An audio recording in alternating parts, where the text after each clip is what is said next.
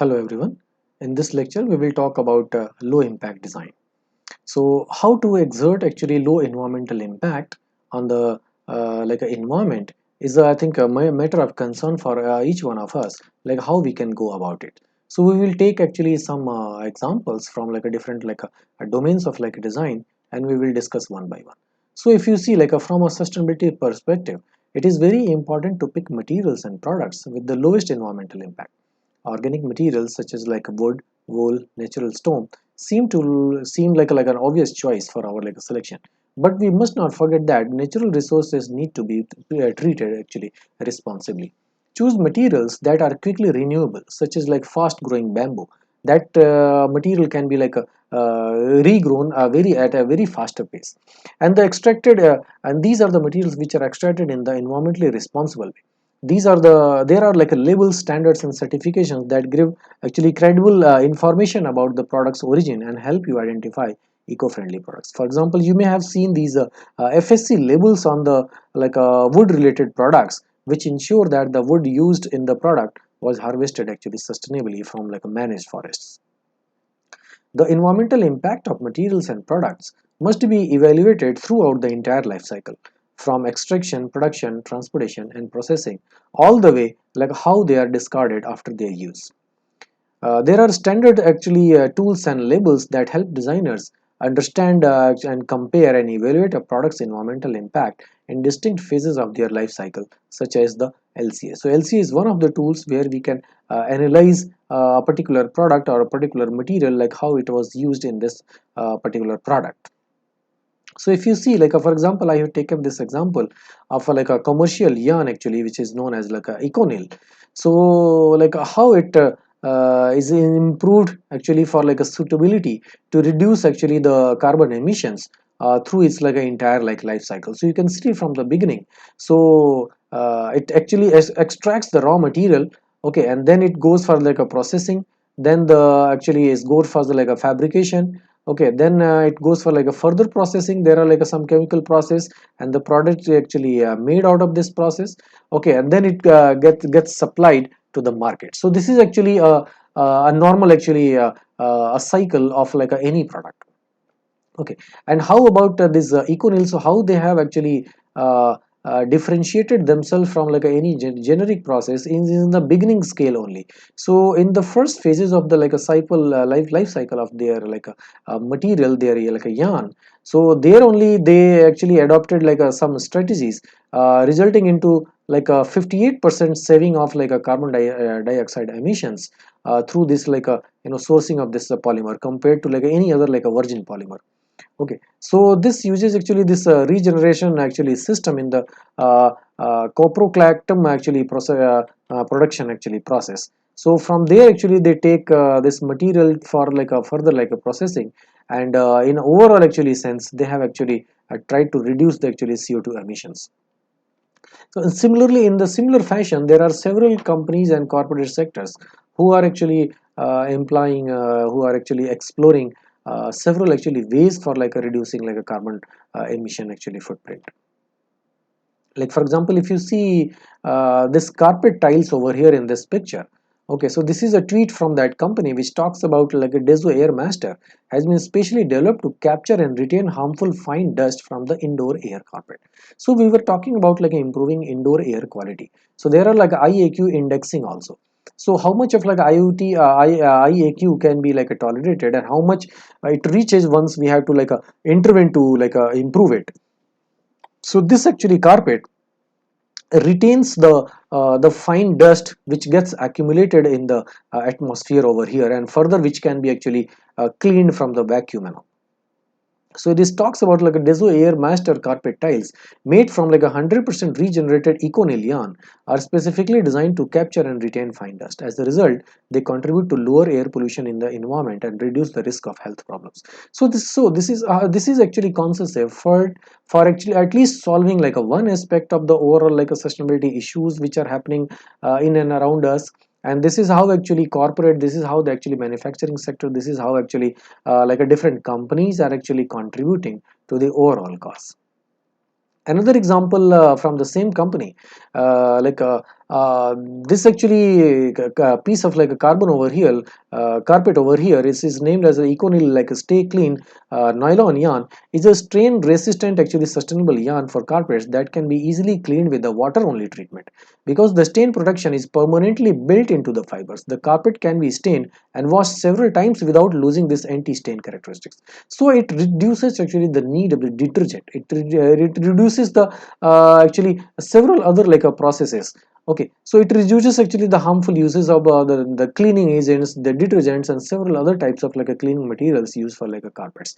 So the that kind of actually this compound is coated on the fiber of this carpet itself, the yarns of this carpet itself, so that it can gets easily cleaned by using simple water. So we saw like a several like these type of like efforts. So how to go for like a waste reduction? So interior designers have actually a lot of power in their hands. This the architects and the designers and engineers have a lot of like this opportunity in their hand when it comes to like a waste reduction, and at the same time a big responsibility to act sustainably. The planet's precious resources are limited.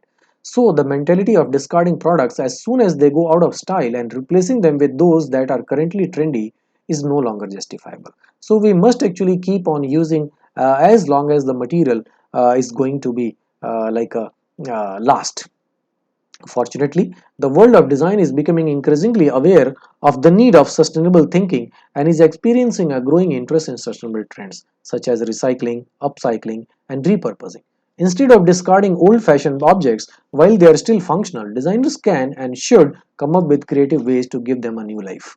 So these are actually strategies which you can apply in your like design processes. The next one, another way in which interior designers can help reduce the completion of natural resources and divert waste from like landfills is by opting for synthetic materials that were made from recyclable waste or can be renewed recycled at the end of their life cycle when they are spent or people grow tired of them. The last one, with this cradle to cradle approach, waste becomes a raw material for the new products and a circular loop of manufacturing is formed, effectively minimizing or even eliminating waste altogether. So this is what we actually learned from here, like from the like a strategy perspective. Like one should not actually discard material just for the sake of it. One should keep on using it for the like a longer period of time, for the complete longevity of that product which was like envisioned with this actually product. Or even if it is like a once discarded, one should learn like how to reuse them or repurpose them into different other applications. So further going back to that company, so here if you in this image if you see Econil nylon yarn is not only like 100% regenerated, it is also regenerable. These discarded actually fishing nets you can see in this picture. Okay, fluff and upper part of the carpet like a fluffy those bubbly those kind of a woolly that the portion of the carpets and the plastic components will be transformed into nylon for carpets, having the same quality as the virgin nylon. When the carpets reach the end of their life cycle, the fluff can be regenerated back into new fiber without any loss of quality. So how like beautiful is this? Because most of these materials what we are seeing in this picture, they end up in the landfills, they end up in the like water bodies, and we have seen in the previous like a lecture like how several like aquatic animals are falling prey to like such pieces of like polymers and plastics. So design for longevity and design for flexibility becomes like one of the very important actually strategies to actually adopt for our, like our design exercises to prevent actually materials and products getting discarded like too often. Interior designers or designers should consider the lifespan of any material they plan to use, specifically for those elements that experience a lot of wear and tear, such as like a flooring materials. The goal of designing for longevity is to design durable and timeless spaces and suppress the urge to change the whole design every couple of years. The best way to achieve timelessness is to choose quality over quantity, classics over trendy, and simplicity functionality over embellishments. Okay, just see this picture. What comes to your mind? What is it? Well, it looks like a staircase, and it is a staircase. Let's see this picture. It is actually conscious effort to allow actually the vegetation to grow right beneath this staircase, and that is why this has actually taken this shape and this actually form. So you can see in this picture right over here, this is how they have actually spread this material, allowing the actually vegetation to grow comfortably right beneath it. It allows actually water, it allows actually air, it allows actually, it gives the space particularly to actually grow that grass which is right now growing beneath actually this material. So it's actually conscious effort by the designer. You know, you can see the detail over here, like a SPBR, like Architectus. So this is the actually firm from like a Brazil. They have used actually this idea in one of their projects, where they have actually integrated with the landscape design to have like a low impact and to actually allow the plants to grow right below them. So with the aim of having as little impact on the environment and the ecosystem of the area as possible. So this was the actually approach they have adopted actually in this particular approach, which is really worth actually praising.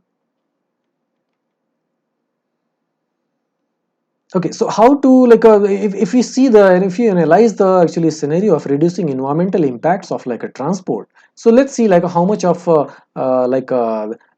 the number, in the terms of the number, it's causing this thing. So this actually data is sourced from like a European Environmental Agency. The several EU targets have been actually set to reduce the environmental impacts of transport in Europe, including its greenhouse gas emissions. The transport sector's target are part of the EU's overall goal to reduce greenhouse gas emissions by 80 to 95% by year 2050.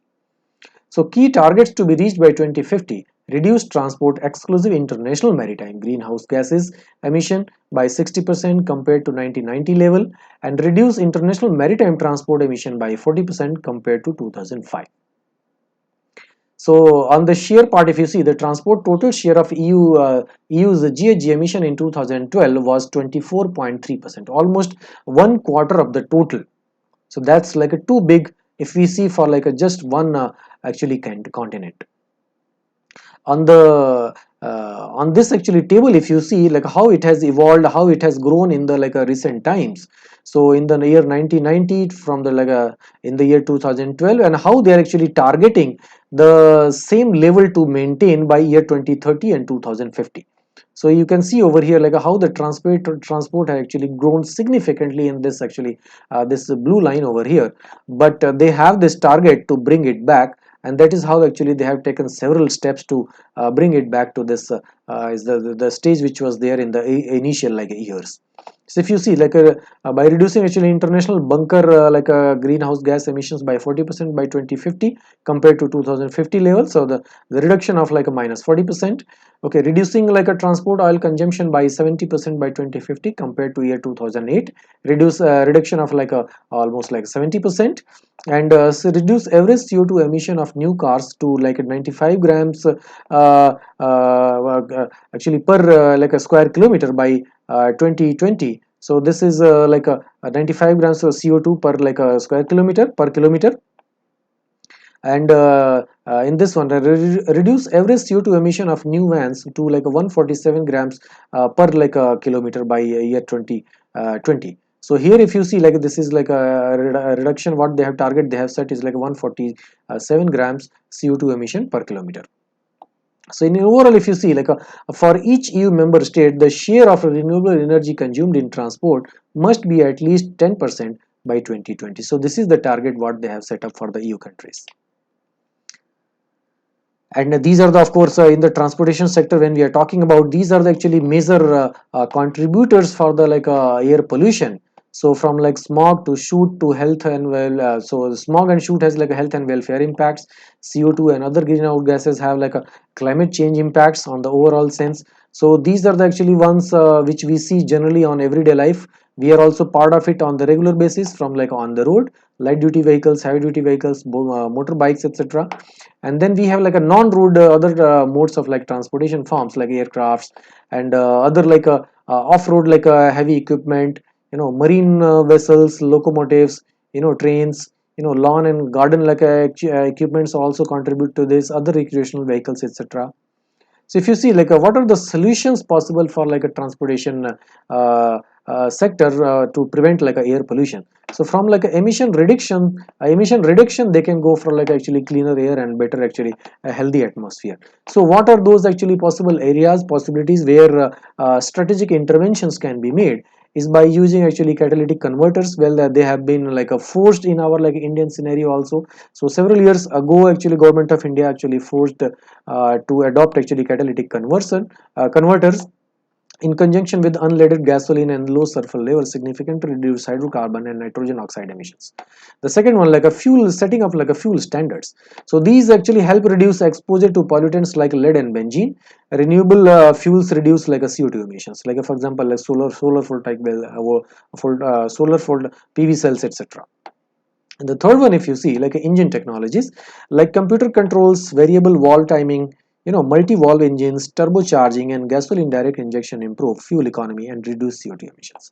The fourth one, like a transmission technologies, like a 7 plus speed like a gears, dual clutch, transmission, and continuously variable transmission like CVTs improve like a fuel economy and reduce CO2 emissions. Diesel filters actually, because diesel is one of the very harmful like hydrocarbons, so this will reduce actually particulate matter from like on-road and off-road diesel engines. The next one, like alternative vehicle technology, like a plug-in electric vehicles and fuel cells. So these will result into like a zero tailpipe like emissions. So there won't be any emission from the like a car itself. And better like a transportation planning and better transportation systems for passengers and freight reduce like emissions and fuel uses.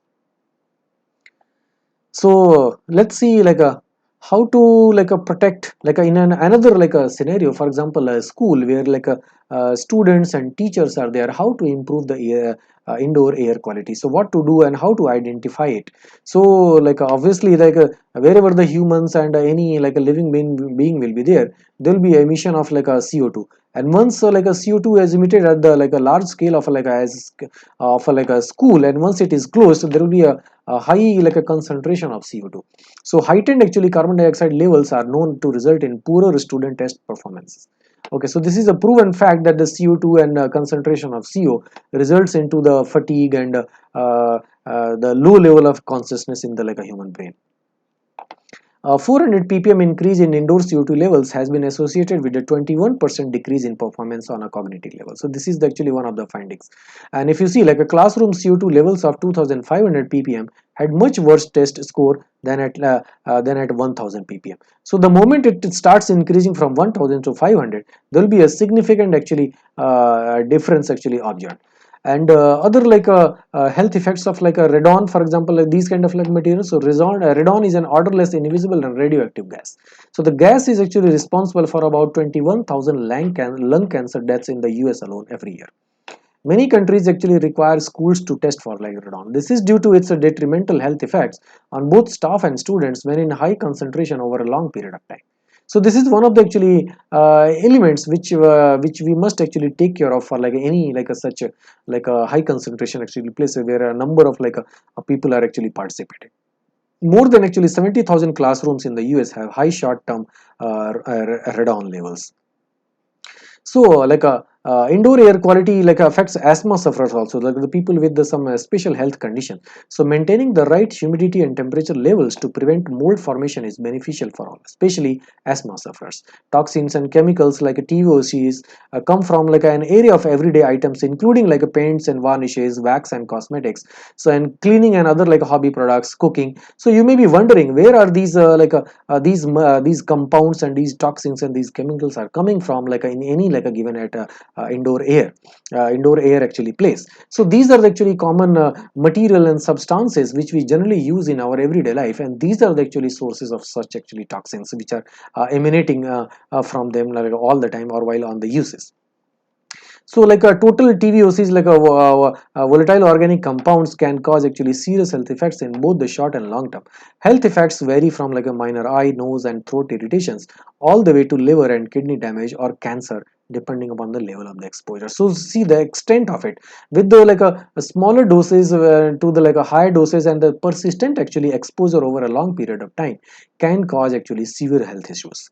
What is the solution? Well, continuously actually monitoring the indoor air quality to ensure that students and teachers have actually the best of like a cognitive performance and healthy air inside the actually spaces. And ventilation is one of the actually strategic methods which is very like effective and almost like free of cost, with which we can actually make with which we can bring actually changes in like such a practices. So the ample ventilation in schools and spaces in the kindergartners can help to reduce the concentration of radon, CO2, TVOCs, and other actually asthma triggers. Maintaining actually healthy indoor air quality can reduce sick leave costs and increase productivity and test scores. And in the overall like a long-term scenario also, it will save the occupants from like a severe diseases. So how this like a visualizations can be done in an like a, any given like a space by the, this is one actually case example I have taken. This is from actually Cornwall. Okay, so here actually a forest actually holiday lodge was actually designed without actually much causing actually much damage to the actually landscape. If you see over here from the foundation itself. Okay, so how it talks, let's go through the detail of this actually project over here. So you can see the buggy barn created right next to this road over here. This actually open fronted actually shelter sheds into slope for electric vehicles, bikes, bins, and recycling. Pole construction utilizing the side timber with wildflower living roof, retaining walls of like canted logs and earth. So using the materials which are easily available on the site, and that too in the minimal quantity, and keeping it like a semi open so that it's not completely closed, and reducing actually the consumption of the material. And on the point two, if you see the space beneath the building of is open for like a air circulation, and open for like a growing of the grass and bushes and things, as well as utilizing it for like a smaller area for like a creating heat pump and a cooling actually capacity and things like that. In the third point, if you see over here, landscaping and woodland management indicates the environmental actually compliance with the local laws of this place. And the fourth one, if you see like a high thermal performance glazing to have dusk to dawn actually automatic blinds to minimize actually light leakage in the accordance with ecologist like recommendations. So there is like the uses of that technological like advancement of the materials is also like used to minimize actually the losses of the energy from indoor to the outdoor. So with this, if you see like the construction fabric is shown in this pink color over here. So this is the construction fabric, highly insulated with cellulose based natural insulators like a floor, walls, and in the roofing, space touch timber frame and timber sheathings, airtight construction, mechanical ventilation with heat recovery, MVHR, for moisture control, energy efficiency, excellent indoor air quality and comfort, natural daylight, healthy to build, use and deconstruct. This purple color lights you can see over here. So this indicates for the a low impact like a foundations. So a small actually gabion platform and a concrete pad foundation raising from the building above the forest floor with minimum disturbance to the soil and the natural topography, so that there is no actually much damage caused to the actually the landform, the topography over here. So this is the actually kind of effort taken into designing such a building. You can see the pictures over here, how like easily this building is sitting over here in this like a natural setting without causing actually much damage. Another, for example, like products as simple as a chair, like how this company like NOL has actually taken a responsible actually way of fabricating like a chair in the today's like context. Okay, and they have actually also complying with the rating systems such as LEED and other like ISO standards also.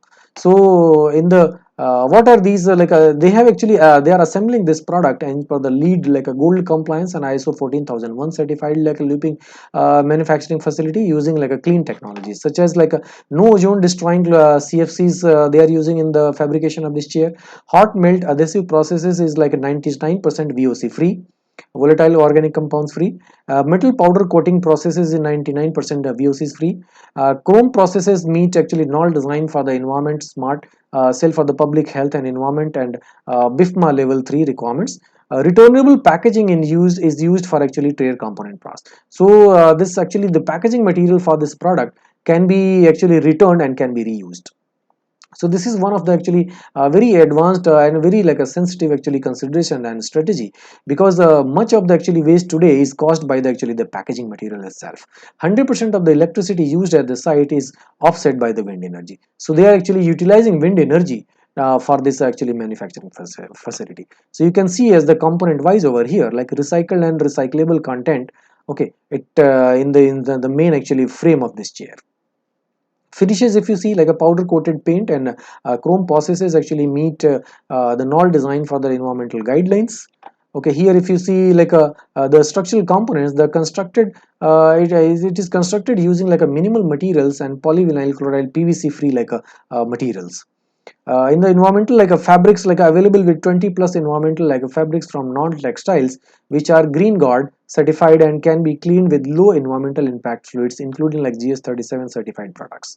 And in the seat foam here, right here you can see like a 7% bio-based content on an average is also used in this the seat foam over here. So this is actually a conscious effort to, first of all, if you see this design, it has the minimal number of like a components, and minimal actually quantity of material is used in the fabrication of actually this actually chair. So in an overall sense, there is a conscious effort from these companies. So this is a good actually example, as a good case study for you to understand like how these strategies, how the different strategies can be adopted for coming up with this sustainable solutions.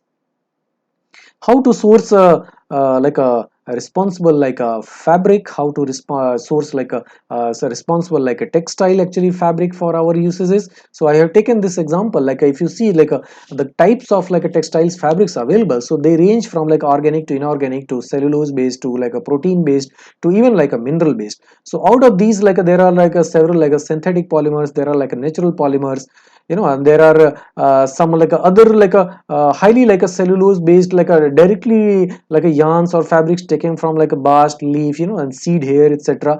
So you can see like how responsibly you can take. So the left half is like a manufactured yarns, on the right half is actually belongs to the like a naturally like a sourced actually yarns. So we can always have this option of choosing like an responsible like a fiber for our like a requirements in like a such cases. So you can see over here like a cellulose based, the one example which we saw in the international like case examples. So that entire like a 5 meter structure was actually fabricated out of like a natural like a polymers like cellulose and pectin, etc. And we must actually be able to identify if we are willing to like have lesser impacts in terms of like a toxic like effluents and toxic like chemicals. As you can see in this picture on the left side, it's a boy actually trying to take out a piece of maybe a garment from like a heavily toxic like a heavily polluted actually some maybe industrial like effluent like a outside area where there is a high concentration of actually hazardous actually toxins. So a direct exposure with the skin and other like body parts in such like conditions can have actually a serious actually consequences on the effects of like on the in the human body.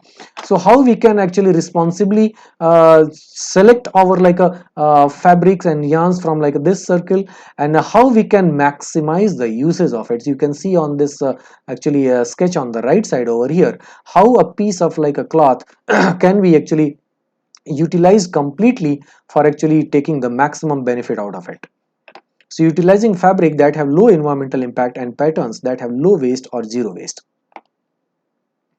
So this actually flow diagram represents the life cycle of a generic disposable diaper.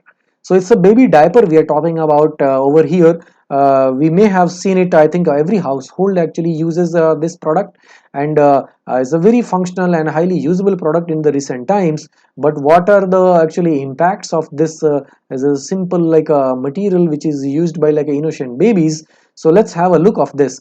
So the production and supply of raw materials and packaging. So the materials such as like a fluff pulp, super absorbent polymers like a SAP, polypropylene like a PP, low density polyethylene LDPs, adhesives and others are actually forming the bulk of this material used for like this making of this actually these diapers. And on the component part, like the top sheet is there, acquisition and distribution layer, ADL, absorbent core which absorbs actually the liquid part, the back sheet for the cover and other like components, and then there is this packaging. So then happens this the manufacturing, and then there are like emissions and waste. It goes for the distribution, and then the product is used, is good for rather like a incineration or lands up in the landfills, or yeah. So this is the actually end of the life for this product. So is there any way this can be improved? Well, this I will leave it for your own understanding and exploration. So here if you see average products available on European market in recent years have been modeled and evaluated from cradle to grave. Results point out the importance of materials in the definition of the environmental profile of this product. These are followed by the end of life for some impact categories, while the contribution of manufacturing, packaging and transport to the overall LCA results seem of a minor relevance. Significant environmental improvements at European levels have been achieved in the recent years through the design of lighter products and the introduction of super absorbent polymers. Careful selection and use of materials at the design stage could allow life cycle impacts of products to be further decreased, while ensuring that human health and environmental risks are controlled and that functionality and performance requirements fulfilled. Indeed, potential manufacturing malfunctioning of products would result in increasing consumption. Resource efficiency is also important at the manufacturing level of optimize the in demand for materials and limit waste production. Special forms of treatment at the end of life stage of the product could instead require significant structural changes of the waste management system. Under the simplified assumption that the production of disposable baby diapers in Europe remained constant between 2005 and 2011, and that it was equal to that of 2009, that is 22,000 million units per year. It could be possible to roughly estimate the average improvements achieved in year 2011 in comparison with 2005. Savings of 1,40,000 tons of materials per year, equivalent to 1590 kg of antimony equivalents, calculated as ADP according to CML 2001.